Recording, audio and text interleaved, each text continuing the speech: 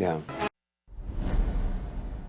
With today seeing the largest single-day increase in global cases of coronavirus, with more than 93,000 Americans now having lost their lives and states reopening with new cases still rising, and a majority of Americans from both parties saying they'd prefer going slow, you would think that the president would be concerned about this and this alone. You might think he would feel the weight of the responsibility he has for 350 million Americans' lives, or then you might look at his Twitter feed.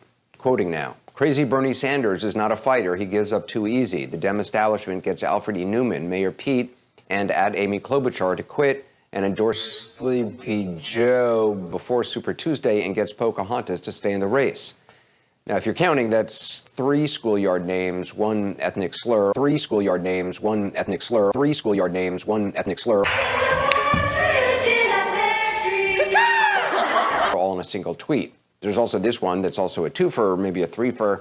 Quoting again, "Roger Stone has been treated very unfairly. How about that jury forewoman? Does anybody think that was fair? Disgraceful. Stay tuned." And guys like low-rating psycho Joe Scarborough are allowed to walk the streets, open cold case.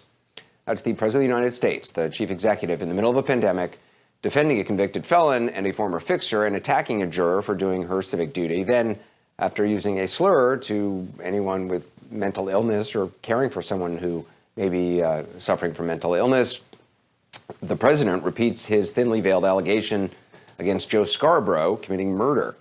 We won't elaborate on the allegation, only to say it concerns a former congressional aide who collapsed from a heart arrhythmia. She hit her head and died. That is what the medical examiner in the case determined. Authorities never suspected foul play. It is not a cold case. To say otherwise is not only a slur on Joe Scarborough, it's being utterly heartless to this woman's family and to her memory. But that's what the president found time to do today. He also promoted conspiracy theories about the former administration, and yes, he did tweet a bit about the pandemic. Some of it was routine, some of it not. He tweeted, and I quote, "Michigan sends absentee ballot applications to 7.7 million people ahead of primaries in the general election. This was done illegally and without authorization by a rogue Secretary of State. I will ask to hold up funding to Michigan if they want to go down this voter fraud path." Sent a similar tweet, by the way, about Nevada. And late today, a senior administration official left that thread hanging, telling CNN, quote, "No decisions have been made at this time. Discussions are ongoing." Does that ring any bells? So there's that, and there's also this. Military members, they vote by mail. So do students. So do entire states, which only do mail-in voting. So does the President of the United States. First of all, we are not talking about Miami. Miami is where y'all got the virus, because down there in Miami, you got all them Mexicans and they're drinking all that Corona beer. We do not drink Corona beer here in the city of Jacksonville. We drink natural light.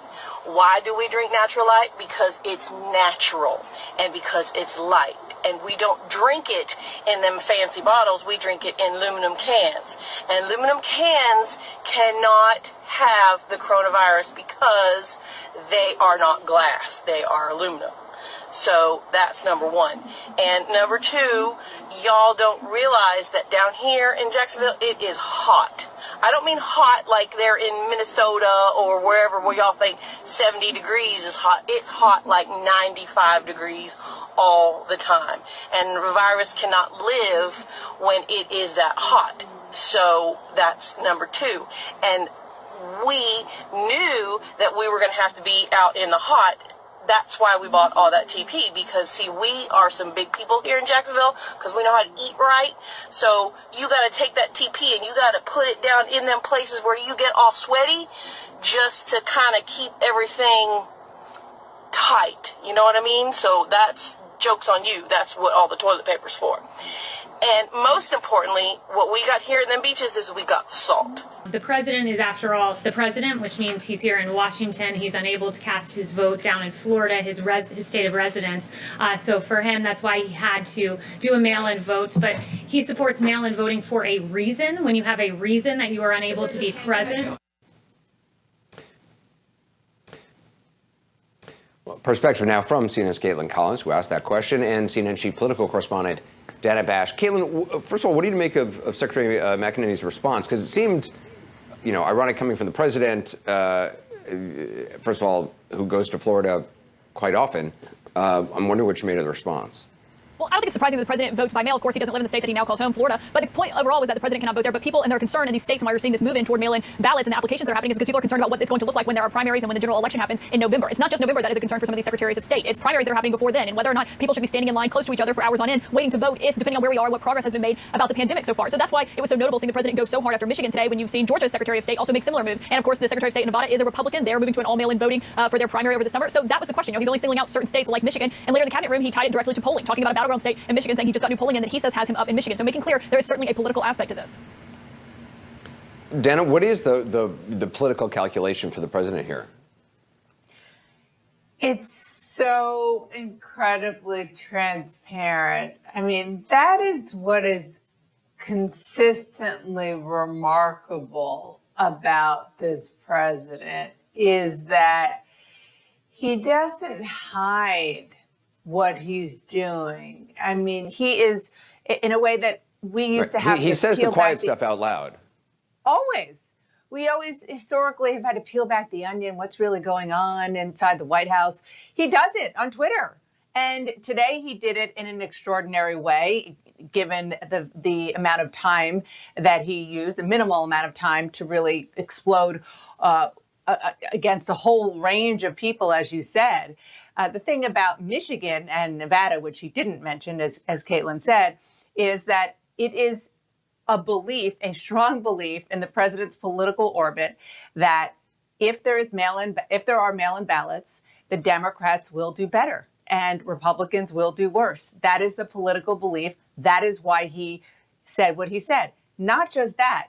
I remember Anderson talking to one of the president's friends as this was beginning, one of those weeks where he was really going at it with the governors.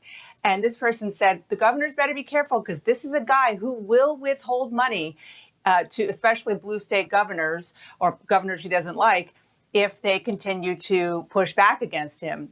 And there we have it. That's exactly what he did today.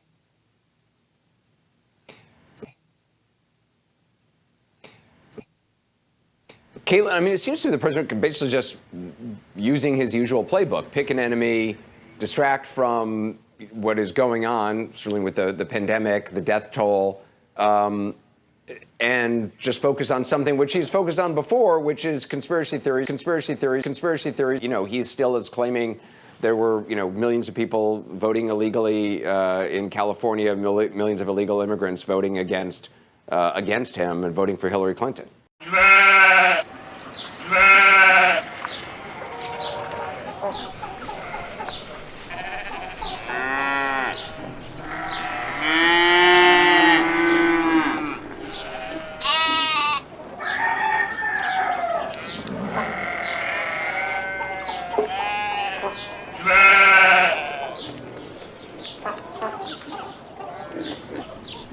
And Dana, I mean, he clearly sees a political advantage in going after Michigan, repeatedly the governor of Michigan as well.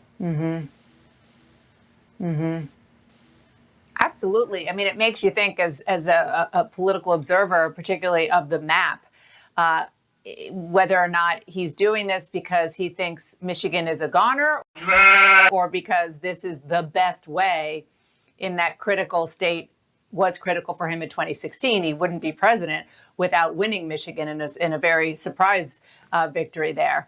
Or is it because he sees the protests? He understands that the only way that he has a chance there is to get the base out, get the base out.